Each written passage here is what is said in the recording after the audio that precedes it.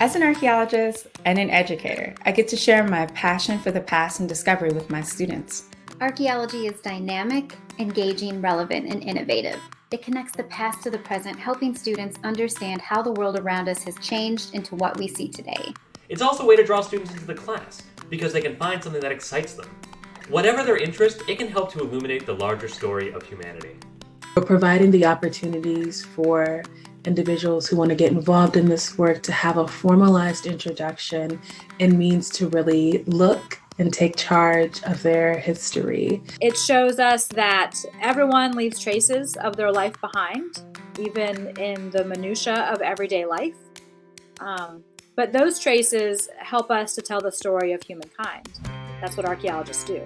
It sparks a sense of wonder and can touch on all different learning styles. There's a tactile element to holding artifacts or replicas of artifacts. Students can move around, measure, draw, put pieces together, work in teams, and they can hear history through oral traditions. Archaeology happens everywhere, including the places where your students live. They can see how archaeologists work all over the world, in the field, in the classroom, in labs, in museums, and even underwater. But it's important to share this sense of community and curiosity and history right there at home. Archaeology is interdisciplinary. It can apply to any K-12 subject and connect to many different standards. Archaeology can be a vehicle to teach history, civics, geography, earth and life sciences, math, art, and new technologies.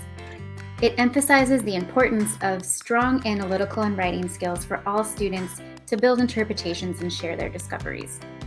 It's a true Renaissance discipline. Over the course of a semester teaching Mesoamerican archaeology, I'd have some days where we'd dig into the structure of ancient Maya writing. Some days we'd explore NASA satellite imagery to try to find new sites. And some days we'd draw cross-cultural comparison to civilizations around the world. My specialty is foodways archaeology. Food is a reflection of who we are. And in some cases, it's how we view the world around us or how we want the world to view us. We're able to introduce students from HBCUs to archaeology in a way that they oftentimes have never been introduced to it before. Most historically Black colleges and universities do not have anthropology departments, let alone if they do have them, rarely do they have classes that are taught on archaeology. Archaeologists reconstruct everyday lives through the little things people created and left behind decades, centuries, or millennia ago. Each student is part of that human story too.